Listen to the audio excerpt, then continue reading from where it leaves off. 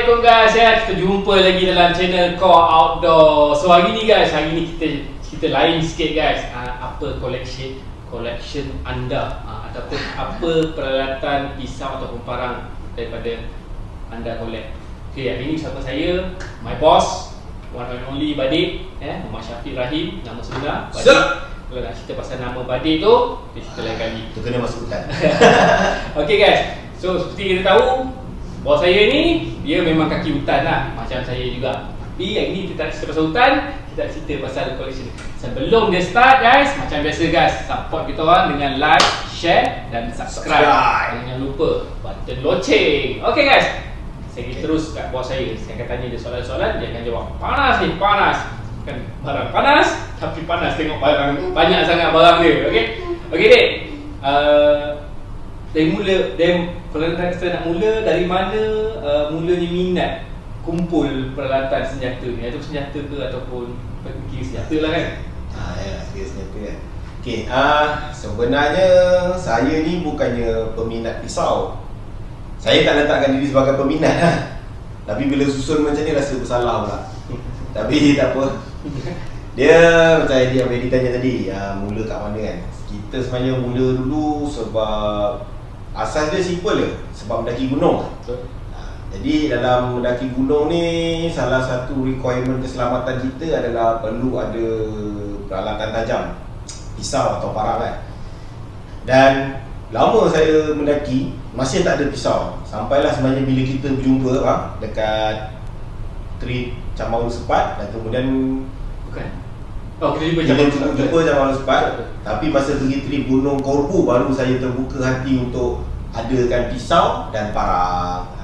Dan masa trip tu juga, ni dia lah yang paling buruk. Sebab dia paling lama sekali. Inilah parang legend ni. Ni kawan-kawan lama tahulah. Saya panggil parang Korbu. Memang tak asal, lama tak maintain Parang ni kita jumpa dekat camp Seroja. Dekat camp Seroja. Tengah-tengah kemah Kemsa hari last tu, time tu dah cerita lah dengan dia, aku nak beli pisau kan. Betul juga, ada pisau ni senang kan, nak pasang fly sheet, keselamatan apa semua kan.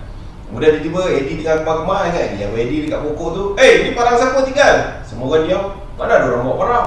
Habis ni? Lepas tu Eddie pun bawa gurau Eddie bawa gurau maksudnya tu. Okay, siapa nak? Aku time tu pula memang, okey lah ni, aku nak kau biar betul ni. Betul-betul aku nak bawa balik. Siap ada kawan-kawan belakang bisik, kau nak ambil barang besi kena pulang besi. Ada yang cakap, pulang lah duit shilling, 5 sen. 5 sen. Lepas tu betul-betul kat camp satu memang dia lah tanya, siapa ada 5 sen aku nak pinjam, aku nak letak. Layan kan. Lepas tu bila letak, balik. Tapi bila balik tu jadi memori lah. Balik tu saya kena demam seminggu kot. Time tu sampai awak nak pergi Yongyang kan. Demam tu punya pelik, pergi doktor cakap tak demam, tapi badan rasa panas dan saya tak sihat, makan muntah-muntah semua. Sampaikan tahap member datang singgah rumah, "Dik, kau sihat tak?" "Okey, buat-buat, orang nak pergi trip."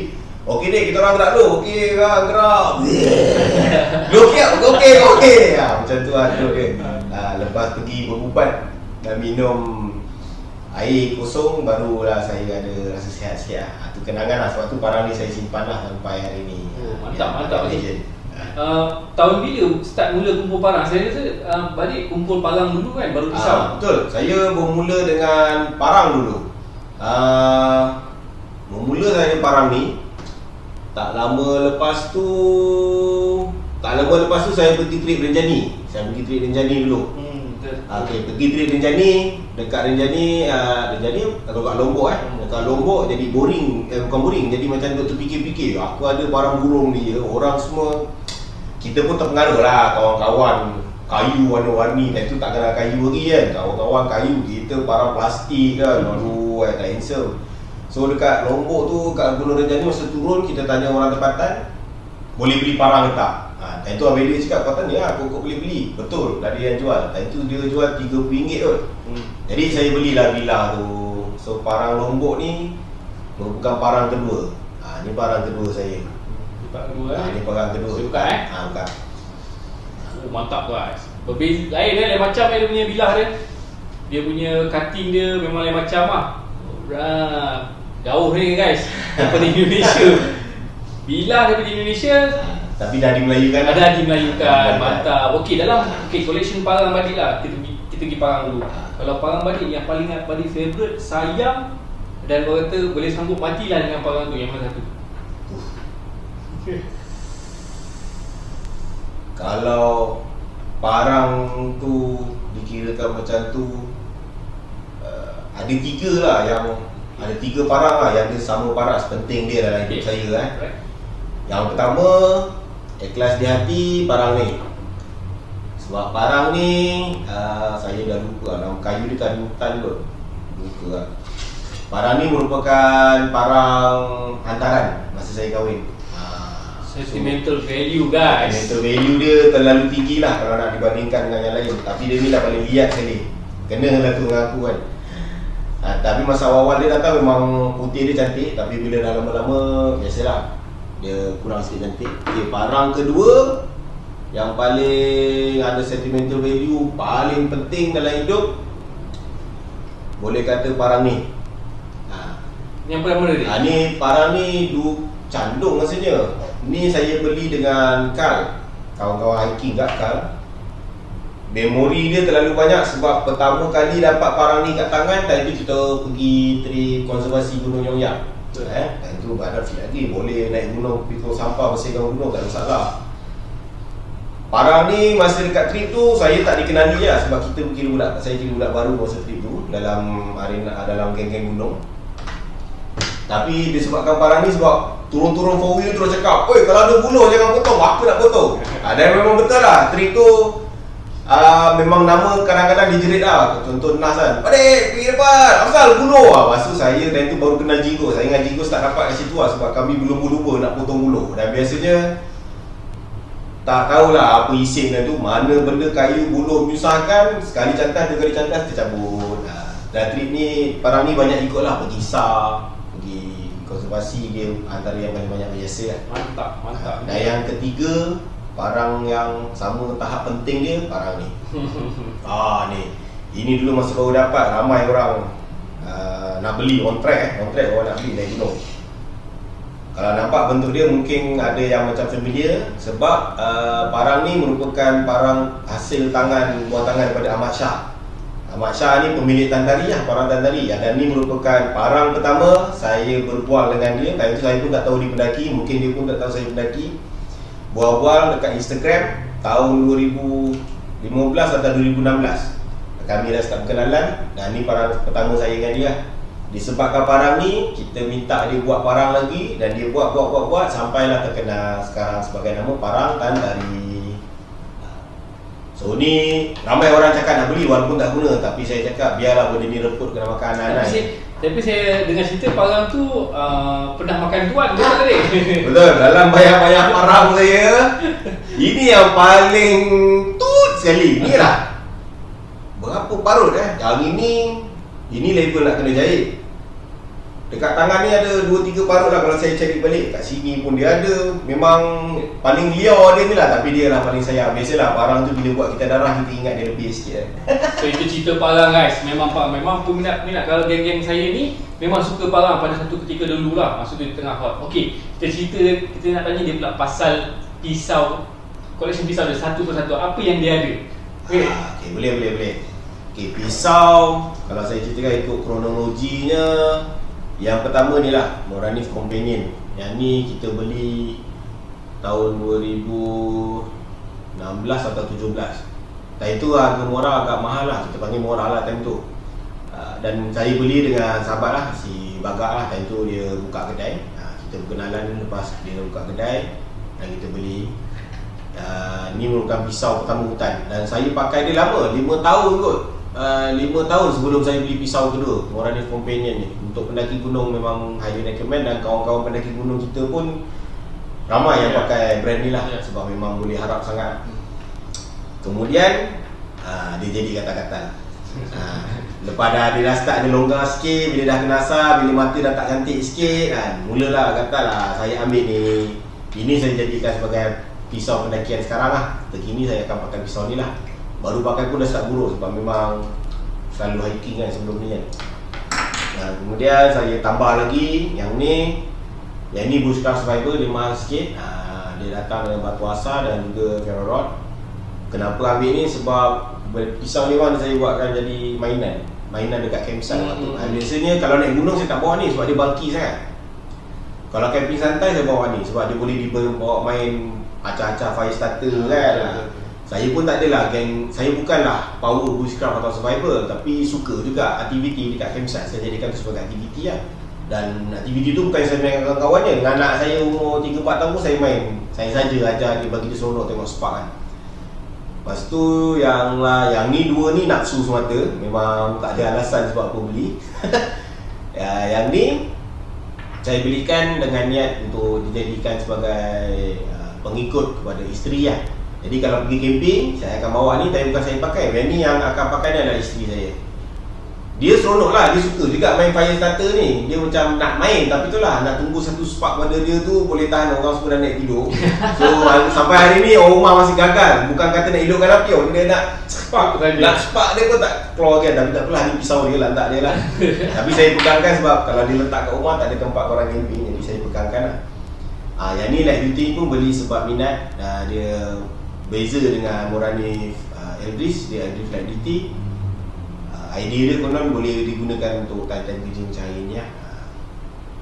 Itulah dia pasal pisau. So dia ada, okay, itu adalah fixed knife kan? Dia ada juga folding knife kan? Bukan kaleng-kaleng. Barang ada fixed knife, ada folding knife pun ada. Okay, folding knife, kita tengok collection folding knife dia. Okay, first folding knife yang saya ada, yang saya beli adalah Ganzo GS, apa benda kan, FB727S. Minat dia sebab dia ada axis lock. Maksud bentuk dia time tu paling sleek lah. Dia paling in lah dalam jiwa masa tu.